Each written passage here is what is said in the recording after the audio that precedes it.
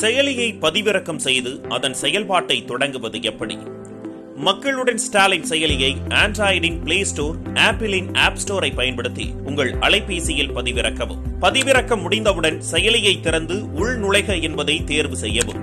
வாக்குச்சாவடி முகவர்கள் தங்கள் அலைபேசி எண்ணை உள்ளிட்டு நீங்கள் பெறும் சரிபார்ப்பு குறியீட்டை பதிவு செய்து உங்கள் எண்ணை சரிபார்த்து உள்நுழையலாம். உள்நுழைந்த பிறகு முகப்பு திரையில் என் வாக்குச்சாவடி, வெற்றி வாக்குச்சாவடி அம்சம் காணப்படும். சரிபார்ப்பை தொடங்கவும் என்பதை தேர்வு செய்து செயலியை பயன்படுத்த தொடங்கலாம். மொழி அமைப்பு மற்றும் எழுத்துரு அளவு. மக்களுடன் ஸ்டாலின் செயலியை தமிழ் மற்றும் ஆங்கிலம் என 2 மொழிகளில் பயன்படுத்தும் வகையில் உருவாக்கப்பட்டுள்ளது. மேலே உள்ள இந்த ஐகானை பயன்படுத்தி செயலியின் மொழியை மாற்றிக்கொள்ளலாம். அதேபோல் அனைவரின் பயன்பாட்டிற்கும் எளிதாக அமைந்திடும் வகையில் எழுத்துரு அளவை மாற்றும் வசதியும் செயலியில் உள்ளது. வாக்காளர் சரிபார்ப்பை தொடங்கும் முறை. செயலியின் பயன்பாட்டை தொடங்கும் போது முகப்பு திரையில் சரிபார்ப்பை தொடங்கவும், பயனர் வழிமுறை ஆகிய 2 முக்கிய பிரிவுகள் காணப்படும். பயனர் வழிமுறை என்பது மக்களுடன் ஸ்டாலின் செயலியில் என் வாக்குச்சாவடி, வெற்றி வாக்குச்சாவடி என்ற வாக்காளர் சரிபார்ப்பு முன்னெடுப்பை ஒவ்வொரு படியாக பின்பற்றும் முறையை காணொளி வாயிலாக தெரிந்து கொள்ள உதவும் அம்சமாகும். வழிமுறை 1. இதில் சரிபார்ப்பை தொடங்கவும் என்பதை கிளிக் செய்யவும். இப்பகுதியில் 3 வகைகளில் குடும்ப குழுக்களை காணலாம். வாக்காளர் பட்டியல், குடும்ப குழுக்கள், தெருவாரியாக பார்த்தல். இதில் தேவையான பிரிவை தேர்வு செய்து வாக்காளர் சரிபார்ப்பை தொடங்கலாம். வழிமுறை 2. வலதுபுறம் காணப்படும் அமைப்புகள் குறியீட்டை கிளிக் செய்யவும். தொடக்கத்திலேயே பிரச்சாரத்தை தேர்வு செய்க என்பதில் என் வாக்குச்சாவடி, வெற்றி வாக்குச்சாவடி மற்றும் ஓரணியில் தமிழ்நாடு என 2 முன்னெடுப்புகள் காணப்படும். ஓரணியில் தமிழ்நாடு என்பது கழக உறுப்பினர் சேர்க்கைக்காக நாம் மேற்கொண்ட பிரச்சாரமாகும். என் வாக்குச்சாவடி, வெற்றி வாக்குச்சாவடி என்பது பாகம் வாரியாக வாக்காளர்களை சரிபார்ப்பதற்கான நாம் இப்போது மேற்கொள்ள இருக்கும் முன்னெடுப்பாகும். இதில் இயல்பாகவே என் வாக்குச்சாவடி, வெற்றி வாக்குச்சாவடி என்பது முன் தேர்வு செய்யப்பட்டிருக்கும். அடுத்ததாக விருப்பத்திற்கு ஏற்ப தேவையான பார்வை முறையை தேர்ந்தெடுக்க வேண்டும். வாக்காளர் பட்டியல், குடும்ப குழுக்கள், தெருவாரியாக பார்த்தல். இறுதியாக தேர்வு செய் என்பதை கிளிக் செய்தால் வகைப்படுத்தல் தேர்வு செய்யப்பட்டது என்ற செய்தி திரையில் தோன்றும். நீங்கள் தேர்வு செய்த வகைப்படுத்தல்களுக்கு ஏற்ப குடும்ப குழுக்கள் விவரங்கள் திரையில் தோன்றும். இப்போது வாக்காளர் சரிபார்ப்பு பணியை தொடங்கலாம்.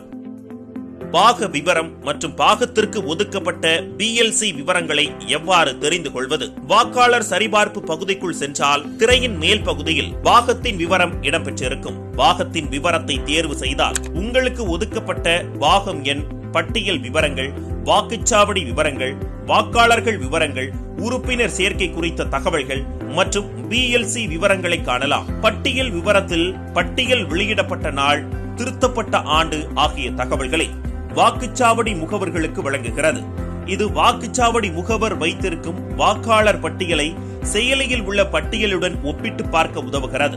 அதேபோல் புதுப்பிக்கப்பட்ட கழக உறுப்பினர்களின் எண்ணிக்கை, புதிதாக இணைந்த கழக உறுப்பினர்களின் எண்ணிக்கையும் கொடுக்கப்பட்டிருக்கும். இதன் வாயிலாக ஓரணியில் தமிழ்நாடு முன்னெடுப்பு மூலம் சேர்க்கப்பட்ட உறுப்பினர்களின் விவரங்களை வாக்குச்சாவடி முகவர்கள் தெரிந்து கொள்ள முடியும். உதவி எண் பகுதி.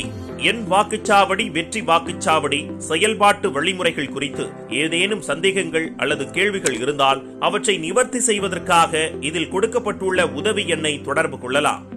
பாகத்திற்குட்பட்ட BLC விவரங்களை BDAக்கள் எவ்வாறு தெரிந்து கொள்வது? பாகத்தின் விவரம் பகுதிக்குள் உள்ள BLC விவரங்கள் பகுதியில் பாகத்திற்காக நியமிக்கப்பட்ட அனைத்து BLCக்கள் விவரங்களை காணலாம்.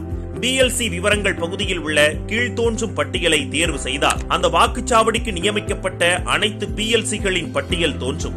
அதில் ஒவ்வொரு BLC உறுப்பினரின் பெயருக்கு கீழும் அந்த BLCக்கு நியமிக்கப்பட்ட வாக்காளர்கள், நியமிக்கப்பட்ட தெருக்கள், நியமிக்கப்பட்ட குடும்பங்கள் இவற்றின் மொத்த எண்ணிக்கை இடம்பெற்றிருக்கும். BLCகளுக்கு ஒதுக்கப்பட்டுள்ள வாக்காளர்கள் மற்றும் தெருக்களின் விவரங்களை தெரிந்து கொள்வது எப்படி? BLC விவரங்கள் பகுதியில் உள்ள பட்டியலில் BLCயை தேர்ந்தெடுத்தால் அவருக்கு ஒதுக்கப்பட்டுள்ள தெருக்களின் விவரங்கள் கொடுக்கப்பட்டிருக்கும். இதன் மூலம் BLCக்கு நியமிக்கப்பட்ட தெரு, அந்த தெருக்கு உட்பட்ட மொத்த வாக்காளர் விவரம், வாக்காளர் எண்ணிக்கை வரம்பு, நியமிக்கப்பட்ட வாக்காளர் வரம்பு, குடும்பங்களின் எண்ணிக்கை மற்றும் வாக்காளர் சரிபார்ப்பின் செயல்பாட்டு நிலை கொடுக்கப்பட்டிருக்கும். நியமிக்கப்பட்ட ஒவ்வொரு தெருவிற்கு அருகிலும் உள்ள நீக்கு ஐகானை தேர்வு செய்வதன் மூலம் BLCக்கு ஒதுக்கப்பட்ட தெருவை நீக்க முடியும். எனவே தெருக்களை நீக்கும் போது கவனமாக செயல்பட வேண்டும். வாக்குச்சாவடி பகுதிக்குட்பட்ட சிக்கல்கள். இது ஒவ்வொரு வாக்குச்சாவடியிலும் உள்ள தீர்வுக்கான வேண்டிய முக்கிய சிக்கல்களை குறிக்கும். இந்த பகுதியில் ஒவ்வொரு வாக்குச்சாவடி முகவரும் பாகத்தில் நீடித்து வரும் ஒரு சிக்கலை கட்டாயம் குறிப்பிட வேண்டும். BLC நியமனம். ஓரணியில் தமிழ்நாடு உறுப்பினர் சேர்க்கை மூலம் உருவாக்கியுள்ள குடும்ப குழுக்களில் ஏற்கனவே உருவாக்கப்பட்ட ஒரு குடும்ப குழுவை தேர்வு செய்து BLC நியமனம் செய்க என்பதை கிளிக் செய்து அவர்களுக்கான BLC பொறுப்பாளரை நியமிக்க முடியும். ஒன்றுக்கு மேற்பட்ட குடும்ப குழுக்களை ஒரே நேரத்தில் தேர்வு செய்தும் BLC நியமனத்தை மேற்கொள்ள முடியும். குடும்ப குழுவாக அல்லாமல் தனியாக ஒரு நபரை மட்டும் தேர்வு செய்தும் BLC பொறுப்பாளரை நியமிக்கலாம். ஒரு குடும்ப குழுவில் உள்ள அனைவருக்கும் ஒரே BLC பொறுப்பாளர் தான் கட்டாயம் நியமிக்கப்படுவார். இது மாற்றமடையாது.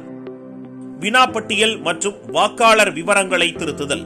BLC நியமனத்திற்கு பிறகு வாக்காளர் அட்டையில் குடும்ப உறுப்பினர்களை பார்க்கவும் மற்றும் BLC நியமனத்தை நீக்குக என்ற 2 பிரிவுகள் காணப்படும். இதில் குடும்ப உறுப்பினர்களை பார்க்கவும் என்பதை தேர்வு செய்தால் ஒவ்வொரு தனிப்பட்ட நபர்களுக்குமான வினாப்பட்டியல் மற்றும் அவர்களின் விவரங்களை புதுப்பித்து சேமிக்க திருத்துக என்று 2 பிரிவுகள் காணப்படும். இதில் வினாப்பட்டியல் என்பதை தேர்வு செய்து குடும்பத்தில் உள்ள ஒவ்வொரு வாக்காளரிடமும் தனிப்பட்ட வினாக்களை கேட்டு பூர்த்தி செய்ய வேண்டும். வாக்காளரை சரிபார்த்து விட்டீர்களா? ஆம். வாக்காளர் கண்டறியப்படவில்லை. ஆம் என்பதை தேர்வு செய்தால் அதனைத் தொடர்ந்து கேட்கப்படும் அடுத்த கேள்விக்கும் தகுந்த பதிலை அளிக்க வேண்டும். தற்போதைய அரசியல் நிலைப்பாடு, முந்தைய அரசியல் நிலைப்பாடு, நீங்கள் ஏதேனும் அரசு திட்டத்தை பயன்படுத்தியுள்ளீர்களா, நீங்கள் எந்த கட்சியுடன் தொடர்புடையவர், ஆம் என்பதை தேர்வு செய்தால் அதனைத் தொடர்ந்து கேட்கப்படும் அடுத்த கேள்விக்கும் தகுந்த பதிலை அளிக்க வேண்டும். நீங்கள் 2002ஆம் ஆண்டு பதிவு செய்யப்பட்ட வாக்காளரா? ஆம், இல்லை. உங்கள் பெற்றோர்களில் யாரேனும் ஒருவர் 2002ஆம் ஆண்டில் பதிவு செய்யப்பட்ட வாக்காளரா? ஆம், இல்லை. நீங்கள் தமிழ்நாடு அன்றி பிற பகுதிகளில் வாக்களித்துள்ளீர்களா? ஆம், இல்லை. மேற்காணும் கேள்விகளை வாக்காளர்களிடம் கேட்டு பூர்த்தி செய்து சேமித்துக் கொள்ள வேண்டும். இப்போது வினாப்பட்டியல் வெற்றிகரமாக சேமிக்கப்பட்டது என்ற செய்தி திரையில் தோன்றும். அடுத்ததாக திருத்துக என்பதை தேர்வு செய்தால் குடும்பத்தில் உள்ள வாக்காளரின் விவரங்களில் வாக்காளரின் அடையாள அட்டை எண்ணை தவிர வாக்காளரின் பெயர், வயது, பாலினம், உறவு பெயர், வீட்டு எண், தெரு பெயர் ஆகிய விவரங்களை மாற்றி புதுப்பிக்கலாம். நட்சத்திர குறியீட்டில் குறிக்கப்பட்டுள்ள அனைத்தையும் கட்டாயம் பூர்த்தி செய்ய வேண்டும். திருத்தங்களை செய்த பிறகு விருப்ப தேர்வு அடிப்படையில் வாக்காளர் தொலைபேசி எண்ணை உள்ளிடும் அம்சம் வழங்கப்பட்டுள்ளது. இது கட்டாயமல்ல. தகவல்களை சரிபார்த்து முடித்த பிறகு புதுப்பி என்பதை தேர்வு செய்து வாக்காளர் விவரங்களில் மேற்கொண்ட திருத்தங்களை சேமிக்கலாம். இப்போது மாற்றங்கள் வெற்றிகரமாக சேமிக்கப்பட்டது என்ற செய்தி திரையில் தோன்றும். குறிப்பு: செயலி வாயிலாக வாக்காளர் விவரங்களில் நாம் செய்யும் மாற்றங்கள் எதுவும் தேர்தல் ஆணையத்தின் வாக்காளர் பட்டியலில் பிரதிபலிக்காது. வகைப்படுத்தல்களை பார்க்க மற்றும் செயல்பாட்டு நிலை என்றால் என்ன? எத்தனை வாக்காளர்களிடம் சரிபார்ப்பு நிறைவடைந்துள்ளது, இன்னும் எத்தனை வாக்காளர்கள் நிலுவையில் உள்ளனர் போன்ற விவரங்களை செயல்பாட்டு நிலை வாயிலாக தெரிந்து கொள்ள முடியும். இதை பயன்படுத்தி குடும்ப குழுவில் வாக்காளரை சரிபார்க்கும் பணியின் போது ஏதேனும் ஒரு வாக்காளர் விவரம் பூர்த்தியடையவில்லை எனில் அந்த வாக்காளரை எளிதில் கண்டறிந்து அவர்களுக்கான வாக்காளர் சரிபார்ப்பு முறையை நிறைவு செய்யலாம். அனைத்தும் என்பதில் மொத்த வாக்காளர் எண்ணிக்கையும் வினாப்பட்டியல் மூலம் வாக்காளர் விவரம் சரிபார்க்கப்படாதவர்களின் எண்ணிக்கை முடிவடையவில்லை என்பதிலும் முடிவுற்றவையில் எத்தனை வாக்காளர்களிடம் வினாப்பட்டியல் மூலம் சரிபார்ப்பு முடிவடைந்துள்ளது என்பதும் இடம்பெயர்ந்துள்ளார் என்பதில் எத்தனை வாக்காளர்கள் வேறு பகுதிக்கு இடம் மாறியுள்ளனர் என்பதும் வகைப்படுத்தப்பட்டிருக்கும். பொறுப்பு வாரியாக வாக்காளர்களை தேர்ந்தெடுப்பது எப்படி? வாக்குச்சாவடிக்கு உட்பட்ட வாக்காளர் பட்டியலில் யார் யார் கழக உறுப்பினர், யார் யார் குடும்ப தலைவர் என்பதை எளிமையாக வகைப்படுத்தி தெரிந்து கொள்ள முடியும். இதில் குடும்ப தலைவர் என்பதை தேர்ந்தெடுத்தால் அந்த வாக்குச்சாவடிக்கு உட்பட்ட அனைத்து குடும்ப தலைவரின் வாக்காளர் அட்டைகளை மட்டும் காணலாம். கழக உறுப்பினர் என்பதை தேர்ந்தெடுத்தால் பாகத்திற்கு உட்பட்ட வாக்காளர்களில் கழக உறுப்பினராக இருப்போரின் தகவல் பட்டியலிடப்படும். அதேபோல் குடும்ப தலைவர் கழக உறுப்பினரை பிரித்து காட்டும் வகையில் வாக்காளர் அட்டையின் மேல் பகுதியிலும் கழக உறுப்பினருக்கான பிரத்யேக குறியீடு மற்றும் நட்சத்திர குறியீடு கொடுக்கப்பட்டிருக்கும். இந்த வகைப்படுத்தல்களை பயன்படுத்தி வாக்காளர் சரிபார்ப்பு முறையை வெற்றிகரமாக நிறைவு செய்யலாம். பாக குழு கூட்டம். மக்களுடன் ஸ்டாலின் செயலியில் உள்ள மற்றொரு முக்கியமான அம்சம் பாக குழு கூட்டமாகும்.